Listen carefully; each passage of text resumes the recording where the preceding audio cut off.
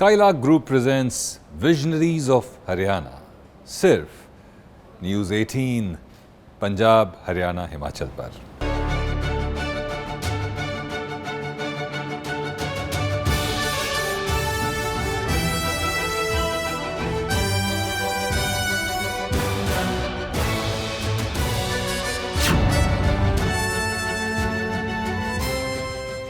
कौशिक साहब जी भाई, हमारे पॉडकास्ट पे आने के लिए बहुत बहुत धन्यवाद। विजनरीज ऑफ हरियाणा के पे आने के लिए बहुत बहुत धन्यवाद। हम सारी बातें करेंगे आपसे, लेकिन सबसे पहले तो हम ये जानना चाहेंगे कि ये जो यात्रा है वो शुरू तो भुवन डेवलपर्स से हुई, तो उसके पीछे की सोच कब शुरू हुई और क्या क्या किया है भुवन डेवलपर्स ने? जी ये अगर थोड़ी सी जर्नी हमारे साथ शेयर करें। मैंने आपको या तो पहले टीवी में देखा था या सुना था, तो मैं आज एक बड़ी शख्सियत के साथ बैठा हूँ। मैं आपको और आपके दर्शकों को नमस्कार करता हूँ। सबसे पहले तो वैसे अब मेरा ये मानना है कि भुवन डेवलपर तो बहुत बाद में आई है। पहले एक सोच आई थी और सोच करीब ये 94 में पैदा हो गई थी। मैंने ग्रेजुएशन 94 में की थी। तो मेरे फादर टीचर थे, मेरी मदर टीचर थी, मेरे दादा पटवारी थे, लेकिन मैंने उनसे ये सीखा कि ये आम जनमानस का जीवन मुझे नहीं जीना, साधारण जीवन मुझे नहीं जीना। जो लोग अमीर बनने के बाद जो सोचते हैं कि कुछ अच्छा करूं, वो मैं जब 100 रुपया भी नहीं कमाता था, जब मेरे मन में आया कि कुछ अच्छा करना है तो उसके लिए धन चाहिए, और धन नौकरी में बहुत ज़्यादा नहीं हो सकता, उसकी अपनी लिमिटेशन होती है। मेरे फादर मदर दोनों टीचर रहे हैं, तो जितनी तनख्वाह होती है उतने ही खर्चे फिक्स हो जाते हैं। ये प्रकृति की कुछ ऐसी प्रक्रिया है कि एम्प्लॉयज़ को आप किसी को देखोगे तो 10 लाख रुपए सैलरी वाला भी वैसे मकान में रहता है, वैसे खर्चे हो जाते हैं। तो कुछ अच्छा करने का जो विजन मकसद है वो अपने व्यापार से और धनवान बनने से ही आता है। लेकिन मैंने जब मैं काम नहीं करता था, 100 रुपया भी नहीं कमाता था, तो मैंने भगवान से प्रार्थना की थी, मगर भगवान मुझे कुछ ऐसा दे, कुछ ऐसा कर कि मैं कुछ अच्छा कर पाऊँ, क्योंकि अपने लिए तो सारी दुनिया लग रही है। तो मैंने पहले दिन से विचार मेरे मन में अच्छा करने का था, इसलिए मैंने व्यापार को चुना। और मान के चलो कि 100 रुपया रोज़ से कमाने से काम मैंने शुरू किया था। 100 रुपये रोज? हाँ, मैंने पहले जो है हमारे टाइम में जब हम मैट्रिक करते थे तो उसके बाद करीब 1.5-2 महीने की छुट्टियाँ होती थी। तो मैंने उन दिनों में एक यहीं पे जो है ना वो पुलिस बैरियर होता है, वहाँ पे 100 रुपये रोज़ पे एक्साइज की एक भर्ती भरती है। मैंने टेम्परेरी नौकरी 100 रुपये रोज़ में वहाँ नौकरी की, करीब 1.5 महीना। Contractual type? कॉन्ट्रैक्चुअल। हमारे फूफा जी डॉक्टर थे वहाँ पे। अच्छा। Veterinary doctor. तो वो मैं उनके साथ गया, तो मैंने कहा कि मुझे मेरा पढ़ाई में मन नहीं लगता, मुझे कुछ नौकरी चाहिए। तो मेरे फादर मदर को बुरा लगा कि भाई मदर भी टीचर है, फादर भी टीचर है, इसको तो अच्छा पढ़ना चाहिए। पढ़ाई में मेरा इंटरेस्ट था नहीं, मेरा इंटरेस्ट था मैं कुछ धन कमाऊँ ताकि मैं कुछ अच्छा कर पाऊँ। तो मैंने अपना करियर 100 रुपये रोज़ से कमाने से शुरू किया था। तो डेस्टिनी को कुछ ज़्यादा मंजूर था, कुछ ज़्यादा देना था। इसमें मैं अपना कोई लंबा चौड़ा योगदान नहीं मानता। मैं तो एक योगदान मानता हूँ कि मैं अपनी सोच को श्योर एंड प्योर रखता हूँ, उसमें कुछ गंदगी, कुछ नेगेटिविटी, कुछ कमियाँ नहीं आने देता। मेरा तो केवल इतना काम है। बाकी डेस्टिनी खूब देती है, आपको मिलता है, क्योंकि बहुत पढ़ाई लिखाई से भी आप सफल हो जाओ, आप खुशहाल हो जाओ, कतई भी ज़रूरी नहीं है। लेकिन मैंने बहुत बड़े लोगों को देखा है, प्रैक्टिकल भी देखा है और उनकी कहानियाँ भी पढ़ी हैं कि यदि आप अच्छे विजन, अच्छे मकसद आपकी सोच में हो, किसी का आप अच्छा करना चाहते हो, आप प्रकृति के लिए कुछ करना चाहते हो, आप समाज सेवा करना चाहते हो, तो भगवान उतना दे देता जितना आप सोचते हो। समस्या ये है कि हम सोचते ही कम है। आप जानते हैं सबसे कमाल की बात जो आपने अभी बताई उसमें क्या थी? सबसे कमाल की बात ये थी कि लोग पहले क्या करते हैं, पहले हम नौकरी कर लें या पैसा कमा लें, पैसा जब भरपूर आ जाता है तब सोचते हैं अच्छा चलो अब हम चैरिटी करते हैं।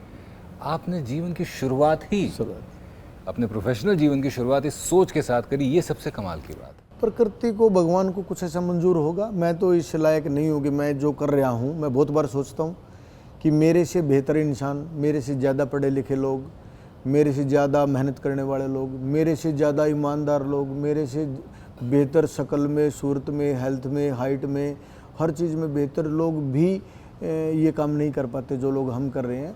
इसका मतलब ये है कि अपने को आपको खुद को क्रेडिट देने की ज़रूरत नहीं होती। भगवान प्रकृति आपसे कुछ अच्छा चाह रही है, आप उसके लिए एक बहाना बन रहे हो, ये बेस्ट है। मैं तो इसलिए भगवान का, प्रकृति का बड़ा थैंकफुल रहता हूँ कि भगवान इस लायक हमारे को मान रहा है कि अच्छे काम हमारे हाथ से करा रहा है। मैं तो इस बात का ऋणी हूँ और थैंकफुल हूँ भगवान का जी। अब क्योंकि इतनी समाज को देने की जो बातचीत चल रही है, तो आपके काम के बारे में थोड़ी बाद में आते हैं। पहले ये जो आप सेवा कर रहे हैं, जो हम लोगों ने अभी बातचीत भी करी, मैं चाहूँगा, वैसे मैं बता दूँ, 2000 लोगों का तो रोज़ का खाना चल रहा है, 2 हॉस्पिटल अभी आपने बनाकर दे दिए डोनेट हैं, कर चुके हैं। डोनेट कर दिए हैं, 4 करोड़ की प्रॉपर्टी धर्मशाला में तब्दील हो गई है, जहाँ पर ये साफ साफ लिखा हुआ है, वहाँ दान पात्र नहीं है, पहली बात। दूसरी बात, साफ साफ लिखा है अगर आपने एक भी पैसा दिया यहाँ पर तो ये शशिकांत कौशिक का अपमान होगा। ऐसे कौन सोचता है? नहीं, मैं आपको बता दूँ, ये गलतफहमी पहले हज़ारों लोगों को थी, फिर लाखों लोगों को थी, अब करोड़ों लोगों को है। मैंने अपने जीवन में 1 रुपया भी दान नहीं किया। अच्छा, स्तब्ध दोगे? बिल्कुल। मैंने लीगल भगवान का हिस्सेदार हूँ। ये मैं चाहता था कि आप बताएं। ये इतनी कमाल की सोच है। ये देखिए, ये आप सुनिए कि किस तरह से इन्होंने अपना भगवान के साथ एक रिश्ता बनाया हुआ है।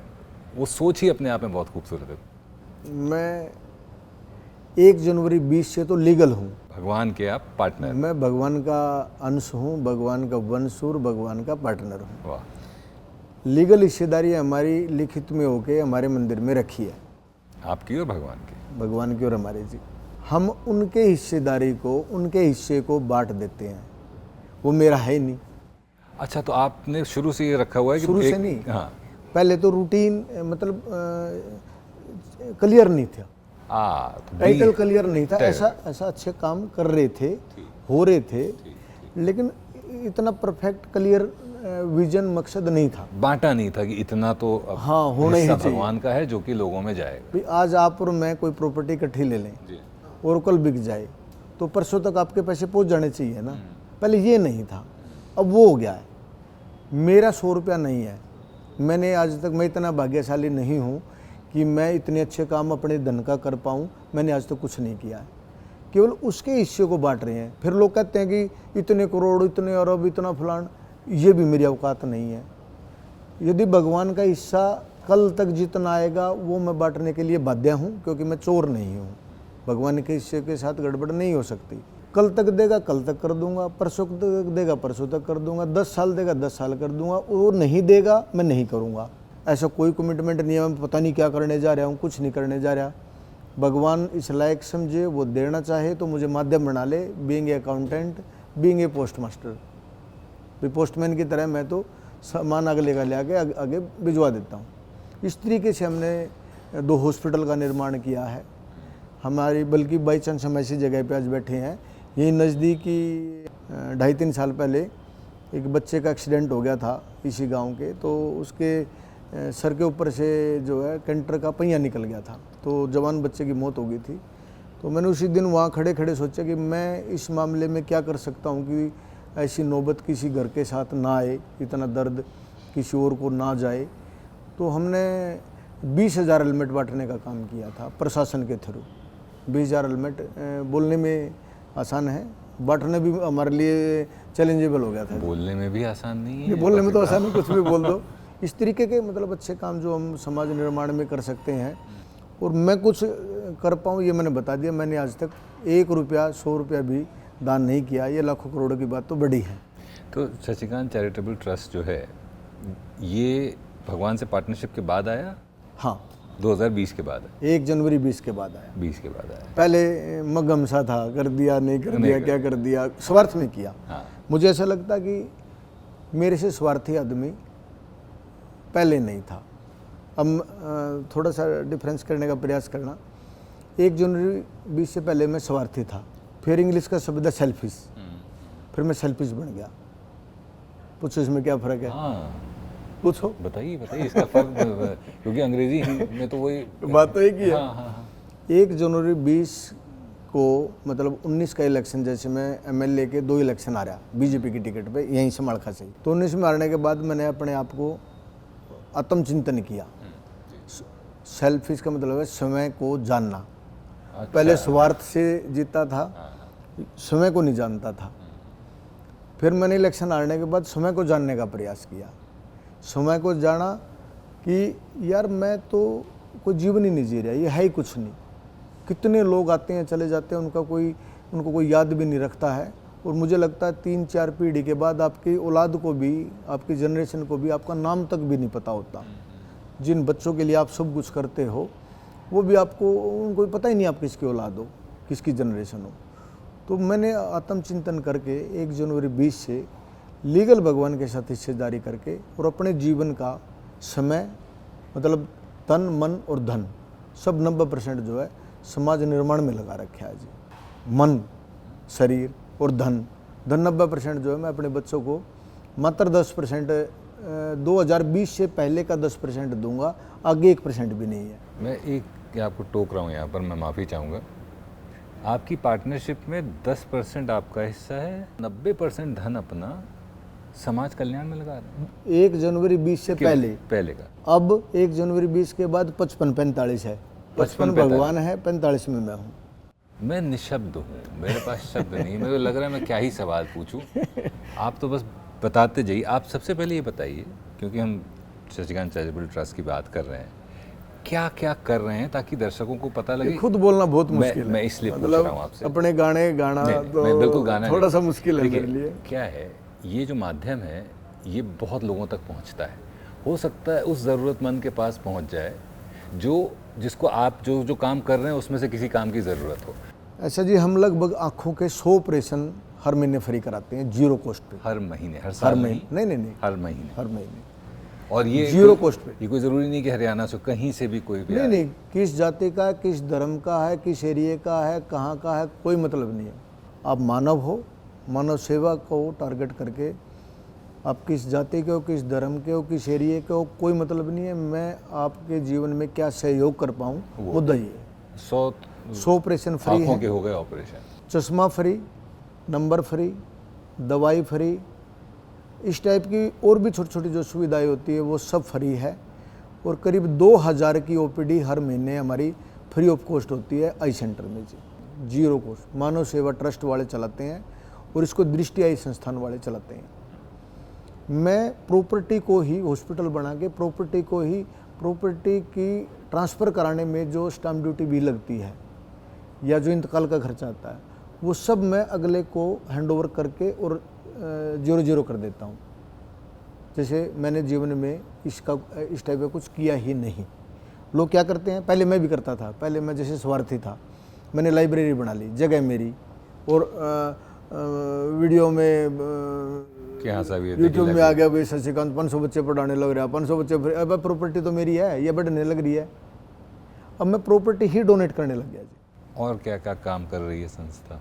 बहुत मुश्किल है ये काम। आपसे बार बार पूछ रहा हूँ, मैं क्षमा चाहूँगा, लेकिन मेरा स्वार्थ सिर्फ एक है। देखिए, मैं वही बात, अवेयरनेस। 5 अप्रैल 2020 को हमने 2 फूड वैन निकलवाई। अच्छा, उस टाइम भोजन का लेबर के लिए, आम आदमी के लिए भी बहुत क्रश, कोविड की बात करें। 5 अप्रैल को हमने 2 फूड वैन निकलवाई, 2 हलवाई, उनके 2 असिस्टेंट, 2 गाड़ियाँ, 2 उनके ड्राइवर।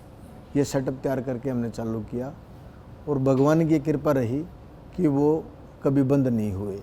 तो मैं ये व्यापार कर रहा हूँ। इस टाइप का और भी ऐसे काम है। मैंने जो मेरा घर था, मैंने अपने घर को, मेरे गांव श्याम बाबा का जो घर है वो मेरा गांव है, चुलकाना धाम का मैं रहने वाला हूँ। तो श्याम बाबा में बहुत लोग दर्शन के लिए आते हैं, रुकते भी हैं। मैंने अपने घर को धर्मशाला में बनवा के और वहाँ पे खाना पीना, रहना, सोना सब 0 कॉस्ट पे कर दिया है। तो हमने हर रूम के सामने या मेन गेट पे भी लिखवा दिया है कि भी यहाँ कोई दान पत्र नहीं रखा गया है, ये सच्ची सेवा है। और यदि आपने कोई पैसा दे दिया या पूछ लिया तो वो हमारा अपमान है, क्योंकि जो रह रहा है वो उसका है, वो मेरा नहीं है। भाई 1 जनवरी 20 से पहले की जो प्रॉपर्टी है वो 10% मैं बच्चों के नाम करा चुका हूँ और 90% वो भगवान की है, तो मेरा तो है नहीं। तो मतलब आपने बच्चों के लिए सिर्फ 10% छोड़ा हुआ है। ये तो हो गई धर्मशाला की बात। एक तो मैं क्या ही बताऊं, 4 करोड़ का घर आपने दे दिया लोगों को। ये समझ में नहीं आता, ये ये सुनता समझ- नहीं, ये ये करोड़ों की बात नहीं नहीं सुनता। सुनते, क्या बात। कुछ अच्छा करना ये तो समझ में आता है, हाँ। ये करोड़ों से समझ में नहीं आता। अभी हम उस पिरामिड में अभी हम वहाँ पहुँच नहीं पा रहे हैं, इसीलिए हम बीच बीच में करोड़ ले आ रहे हैं। जब हम पिरामिड में आपके पास पहुँच जाएंगे तो हम सिर्फ सेवा की ही बात करेंगे। Thank अब सेवा की बात क्योंकि कर रहे हैं, परिवारों की सेवा आपने करवा दी, जिनको आंखों की प्रॉब्लम है उनको आपने करवा दिया, युवाओं के लिए भी कुछ कर रहे हैं? युवाओं के लिए हमने जो है लाइब्रेरी बना रखी है। ज्ञान से बढ़कर कुछ है ही नहीं। हमने लगभग 500 बच्चों को एजुकेशन को लेके गोद ले रखा है पिछले 7 सालों से जी। मान लिया 4 बच्चे लग गए, 4 और आ गए, 10 लग गए, 10 और आ गए। गोद लिया हुआ, इसका क्या मायने? एजुकेशन मतलब हम बच्चों को पूरी ले लेते education? हैं। हाँ, पूरी एजुकेशन का मतलब वो अपने पैरों पे खड़ा हो जाए, अरे बाप रे। चाहे सरकारी नौकरी लगे, चाहे गैर सरकारी नौकरी लगे, चाहे व्यापार करे। मतलब आप सिर्फ 12वीं पढ़ा के नहीं उसको छोड़ रहे हैं? ना ना ना ना वो पढ़ाई, मैं खुद अनपढ़ आदमी हूँ, मैं 3rd डिवीजन से ग्रेजुएट हूँ, मैं किसको पढ़ाऊँगा? लेकिन मेरे पास 100 से ज़्यादा आदतें सफल होने की और खुशहाल होने की हैं, धनवान होने की हैं। मैं एक आदत सीखने पे एक बच्चे को 500 रुपये देता हूँ और 3 महीने 4 महीने में परफेक्ट 100 आदतें सीखी जा सकती हैं। 100 कोई नहीं सीखता, 5, 7, 10 भी आदतें सीखी जाए तो करोड़पति बन जाता है। जैसे हम अपने बच्चों को से वादा लेते हैं कि आप किसी के बारे में भी नकारात्मक बात नहीं बोलोगे, चाहे सामने वाला आपको गाली भी क्यों ना दे। हमारा अनपढ़ बच्चा भी, 10वीं किया हुआ बच्चा भी मेरे से 50,000 रुपये कमा सकता है। तो एक आदत पे 500 देते हैं तो स्वाद तो 50,000 तो एक पक्के हो ही गए जी। और जो खर्चा शिक्षा दीक्षा पे हो रहा है वो मेरा है ही नहीं, वो तो मेरा है ही नहीं। मेरा काम तो केवल इतना है, मैं कुछ भी बहुत ज़्यादा क्रेडिट लेना या इस बात को गाना वो मतलब मेरा स्वभाव नहीं है, रोना भी नहीं चाहिए, हल्की बात लगती है जी। ये तो आपने कह दिया और बड़ा मन को कंट्रोल करके मैं बोल पाया हूँ जी। थोड़ा सा आपको मैं भुवन डेवलपर्स पे लेके जा रहा जी। हूँ, हालांकि सवाल जुड़ा हुआ है कोई बात नहीं, इसी समाज सेवा से ही। जी भाई साहब। समाज को अच्छे टिकाऊ घर देना एक ऐसे प्राइस पॉइंट पे जो वो अफोर्ड कर सके, जिसे हम अफोर्डेबल हाउसिंग भी कहते हैं, वो भी मैं मानता हूँ कि समाज में किसी का कंट्रीब्यूशन बहुत बड़ा हो सकता है अगर वो अफोर्डेबल हाउसिंग दे रहा है। तो भुवन डेवलपर्स अफोर्डेबल हाउसिंग की तरफ भी कुछ काम कर रहे हैं? करती है। अच्छा। जब देश में सरकार ने दीनदयाल प्रोजेक्ट को लॉन्च किया, दीनदयाल पॉलिसी को, हालांकि वो आज ना भाव रहा ना प्रैक्टिकल पॉसिबल हो पा रहा है। तो दीनदयाल जो पॉलिसी थी सरकार की, वो गरीब आदमी को घर मुहैया कराने की थी। जब हमने इसमें एंटर किया तो आम आदमी, साधारण आदमी, गरीब आदमी, एक मीडियम आदमी उसमें मकान बनाए, ये सोच थी सरकार की और हमारी भी ये सोच थी। लेकिन आज वो नहीं रही। आज अमीर आदमी भी वहाँ पे रेट इतने हो गए, आज अमीर आदमी भी वहाँ पे मकान ले रहे हैं। तो हमने जो शुरुआत की, आप कभी देखोगे तो ये थोड़ा खुद बोलने में दिक्कत रहती है। हमने पिछले दिनों में जो एक दुकान की कीमत 25 से 30 लाख थी, इकट्ठी 21 दुकान खरीदी और 14 की रजिस्ट्री करा के डोनेट कर चुके हैं। 7 के पैसे आते ही वो भी डोनेट करनी है। तो मेरा मकसद जो है 2030 से पहले 100 से ज़्यादा प्लॉट डोनेट करने और 100 से ज़्यादा दुकानें डोनेट करनी, वो इस मकसद में हम लगे हुए हैं। पैसा भगवान का होगा, नाम मेरा हो जाएगा। मेरे बच्चों के नाम मेरे फादर ने अपने रिटायरमेंट के 25 लाख रुपए की एफडी करा दी। वो थोड़े दिनों के बाद में इलेक्शन हार गया। तो मेरे बेटे दोनों मेरे पास आए, वो बोले कि बापू हम भी कुछ बोल सकते हैं। मैं बोलो भाई। बोले इतनी खुशी का माहौल आप बना रहे हो तो भाई हम आपके बेटे हैं, हम अपना फ़र्ज अदा करें कुछ समाज के प्रति। मैं कहा यार अभी अपने पैरों पे भी नहीं खड़े और समाज निर्माण की कोई बात कर रहे हो तो बताइए, मैं अभी क्या इच्छा है। बोले हम कल आप समाड़खा है, आपके टिकट कटी है, आप समाड़खा लोगों का धन्यवाद करने के लिए जा रहे हो कि आपने मेरा बहुत सहयोग दिया और आगे बीजेपी के साथ रहना है, ये मैसेज देने के लिए मैं समाड़खा आया। तो मेरे बच्चों ने सवेरे 10 बजे बैंक से एफडी तोड़वा के और एक दिन में 25 लाख रुपए 1 घंटे में डोनेट कर दिए। क्या बात। तो मैं भाई, मैं तुम भी जैसे बापू तो बापू होता है ना जी, कहीं ना कहीं बच्चों के बारे में ज़्यादा प्रिकॉशन ले लेता है। मैं उतनी नहीं लेता, लेकिन हूँ तो मैं भी बापू। तो मगर भाई यार ये 25 तो रहने देते। बोले आप मतलब इतने बड़े अमाउंट में खेलते हो, हमारे 25 लाख में भी आपको दिक्कत है, फिर आपकी कथनी और करनी में फ़र्क नहीं है? मैं नहीं है भाई, दो, अच्छी बात है, गो ऐड, आगे बढ़ो। तो ऐसे कोई चीज़ खुदती है। अब मुझे बस एक आखिरी चीज़ ये पूछनी है कि भुवन डेवलपर्स के ज़रिए आप बहुत अच्छा काम कर रहे हैं, शशिकांत चैरिटेबल ट्रस्ट के ज़रिए आप बहुत अच्छा काम कर रहे हैं, ये लठ बांटने का कौन सी समाज सेवा है? ये भी कुछ कंट्रोवर्शियल बातें हो जाती हैं। देखो, और भी 11,000 लठ 11,000 लठ। आप अपने बच्चों को, अमीर दोस्तों को मैं कहने का प्रयास कर रहा हूँ कि अपने बच्चों को रमलू बनाने का प्रयास कर रहे हो, सारी सुविधाएं दे देते हो, सारी सुविधाएं, और जिससे बच्चा कमज़ोर हो जाता है। मैंने ये टारगेट जो लिया कि बच्चे को सेल्फ डिपेंड होना चाहिए। अचानक समस्या क्या जी, अचानक किसी घर में कुत्ता घुस जाए, भाई सांप तो नेचुरल है, किसी घर में सांप आ जाए, तो भाई साहब हिंदू के घर में 98-99% लोगों के घर में लठ नहीं है। अब मैं पूरे देश में या पूरे हरियाणा में हर घर में तो नहीं बांट सकता, लेकिन एक मुहिम के थ्रू आर्य समाज के जितने बच्चे हैं हमने 11,000 लठ इसलिए बंटवाए। लठ सीखो, लठ सिखाओ, और अपने घर में एक एक दो दो लठ जरूर रखो। मैंने अपने घरवाली को भी लठ सिखा रखा है, मुझे भी लठ आता है, मेरे दोनों बच्चे भी लठ जानते हैं जी। इसका मतलब कोई नेगेटिव नहीं है, किसी को प्रहार करना लठ का मतलब नहीं होता। तो मेरा जो मकसद था वो बच्चों को सेल्फ डिपेंड बनाना, मजबूत बनाना, ताकि बच्चा जब लठ चलाएगा, सीखेगा, सिखाएगा तो वो शरीर से भी मजबूत हो जाएगा। देखिए, बातें बहुत हैं समय की, लेकिन एक सीमा है। पर आपका जीवन और आप जो कर रहे हैं वो बहुत ही प्रेरणादायी है। Thank you. मुझे इतनी प्रेरणा मिली कि आज मैं एक तो अल्लामा इकबाल साहब का एक शेर आपके लिए कहूँगा कि अभी सितारों के आगे जहाँ और भी हैं, अभी इश्क के इम्तिहान और भी हैं, और तू शाहीन है, परवाज़ है काम तेरा, अभी तेरे आगे आसमान और भी है। Thank you. हमसे बात करने के लिए धन्यवाद। और एक आखिरी चीज़, मैं जनरली लोगों को नमस्कार करके विदा करता हूँ, पर आपके नहीं, प्लीज़ प्लीज़ प्लीज़ प्लीज़, आपका बहुत जीवन सम्माननीय है, बहुत सबके लिए आदरणीय है। प्रेरणादायी है। बहुत बहुत धन्यवाद। बहुत आपको और आपके दर्शकों को नमस्कार, प्रणाम।